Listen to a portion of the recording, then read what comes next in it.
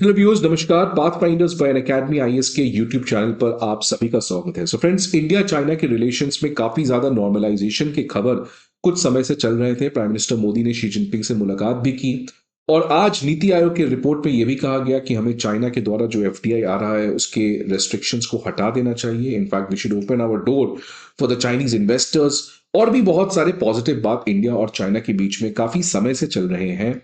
लेकिन चाइना एक ऐसा कंट्री है जो कभी भी अपने उनका जो ऑब्जेक्टिव है उससे वो पीछे नहीं हटने वाला है। और ये एक हार्श रियलिटी है जो इंडिया को सामना करना पड़ेगा, आज नहीं तो कल।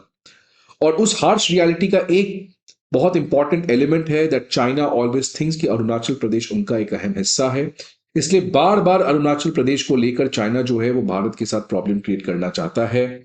और आज जो घटना सामने आई है वो बहुत ही ज्यादा शॉकिंग है, अनएक्सपेक्टेड है, सरप्राइजिंग है। बिकॉज एक इंडियन नेशनल के साथ जिस तरीके का बर्ताव शंघाई एयरपोर्ट पे किया गया है उसकी कल्पना भी कोई नहीं कर सकता है कि कैसे चाइना जो है वो अरुणाचल के लोगों के साथ भेदभाव करता है, डिस्क्रिमिनेट करता है, ह्यूमिलिएट करता है।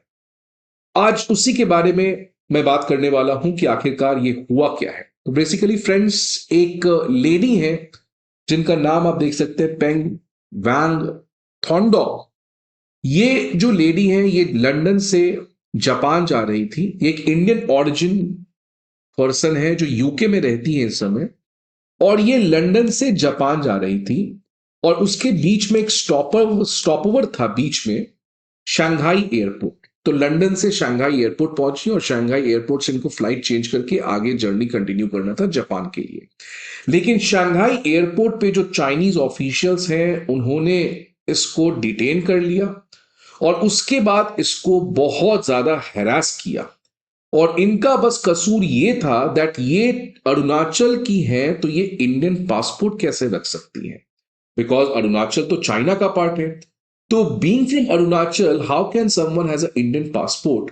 और इसी को लेकर इनको इस तरीके का ह्यूमिलिएशन झेलना पड़ा जिसकी वजह से आज इनके लाइफ का सबसे वर्स्ट इंसिडेंट शंघाई एयरपोर्ट पे हुआ है।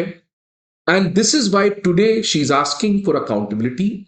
And not only she, not only the people of Arunachal Pradesh, but every Indian is asking the accountability। और साथ ही साथ वो नॉर्मलाइजेशन के जो ग्रैंड सपने दिखलाए गए थे आज उसके ऊपर भी सवाल उठता है कि नॉर्मलाइजेशन कभी भी नहीं हो सकता है जब तक इस तरीके की हरकत चाइना भारतीयों के साथ करते रहे।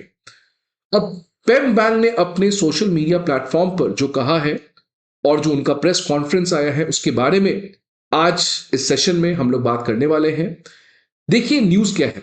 तो पेमा वैंगजोंग जो है वो लंदन से जापान जा रही थी। 21 नवंबर का उनका फ्लाइट था। शंघाई एयरपोर्ट पे उनका एक 3 घंटा का लेओवर था।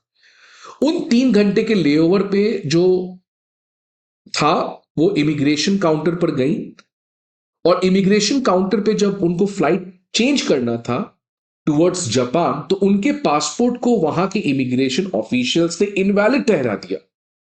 और इसीलिए इनवैलिड ठहरा दिया बिकॉज उनके पासपोर्ट पे लिखा था place of birth as Arunachal Pradesh. और इसी कॉन्टेक्स्ट में वहां के इमिग्रेशन ऑफिशियल्स ने कहा कि अरुणाचल प्रदेश क्योंकि चाइना का है तो ये आप इंडियन पासपोर्ट कैसे रख सकती हैं, इसका कोई आधार नहीं है, आपके पास तो इनफैक्ट चाइनीज पासपोर्ट होना चाहिए। उन्होंने क्या कहा देखिए, after immigration I submitted my passport and was waiting at security. Just then an official came and started screaming India, India with my name and singled me out. When she asked what happened, the officials reportedly said, Arunachal, not valid passport. Arunachal के लिए ये passport valid है ही नहीं, आपके पास तो Chinese passport होना चाहिए।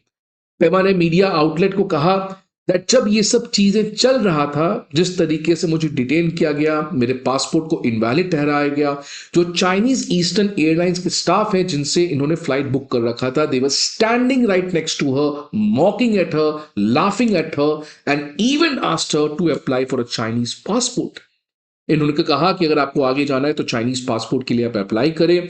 और जो 3 घंटे का लेओवर था फ्रेंड्स, ये फ्लाइट तो पकड़ ही नहीं पाई। 18 घंटे तक इनको फ्लाइट एयरपोर्ट पे इसी तरीके से रोका गया, डिटेन किया गया, हैरास किया गया। और इनफैक्ट उनका कहना है कि उनके पासपोर्ट को विथहेल्ड कर लिया गया, छीन लिया गया और अगला फ्लाइट जो उनका जापान के लिए था वो इनको कभी बोर्ड ही नहीं करने दिया। फाइनली काफी कशमकशत के बाद इनको 18 घंटे के बाद एक नया फ्लाइट अरेंज किया गया। तो ये जिस तरह की घटना हुई है ये बहुत ही ज्यादा शॉकिंग है जो चाइना की तरफ से आ रही है।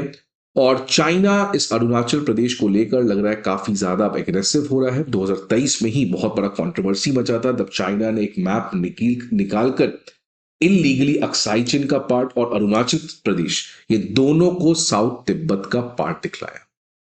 ये 2023 की मैं बात कर रहा हूं, 2020 में गलवान भी हुआ था।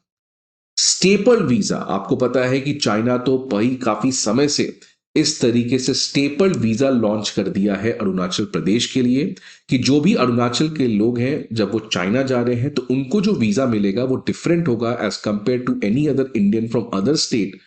उनका वीजा अनस्टेबल्ड होगा और जो अरुणाचल के लोग हैं उनके लिए एक स्टेबल वीजा होगा। इसीलिए because China thinks Arunachal is there और इसलिए उनके लिए एक स्पेशल क्लास ऑफ वीजा निकाला है, स्टेबल वीजा। और इसी को लेकर जस्ट लास्ट ईयर कंट्रोवर्सी हुआ था जब इंडिया के अरुणाचल प्रदेश का एक वुशु टीम जब चाइना जा रहा था वर्ल्ड यूनिवर्सिटी गेम्स के लिए तो उनको भी चाइना ने स्टेपल्ड वीजा इशू कर दिया बिकॉज ये अरुणाचल से थे। इंडिया ने इसको रिजेक्ट किया बिकॉज इंडिया ने कहा कि आप क्यों इस तरीके से स्टेपल वीजा दे रहे हैं।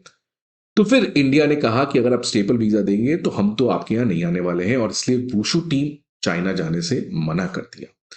तो फ्रेंड्स बैक टू बैक 2023 में मैप निकालना, 2024 की ये घटना और 2025 की आज पेमा के साथ जो शंघाई एयरपोर्ट पे हुआ है। If you connect this all dots China can never learn from its mistake and China is again doing the same thing जिसकी वजह से इंडिया और चाइना के रिलेशंस एक बहुत बड़ा स्पॉइलर बन गया था। पेमा ने एक्शन डिमांड किया है और प्राइम मिनिस्टर मोदी को उन्होंने रिटन लेटर भी लिखा है। उसने कहा है कि ये एक डायरेक्ट इंसल्ट है भारत की सॉवरेनिटी के साथ and to all the citizens of Arunachal Pradesh. उन्होंने चीफ मिनिस्टर को भी रिक्वेस्ट किया है, पेमा खंडू जी को। She has urged the centre to raise the issue with Beijing seeking further explanation on what happened. Let's see what action is taken, whether Prime Minister Modi takes this particular issue in concern or not. But one thing is sure, the dragon is getting nasty and the dragon is ready to create more and more problems for India.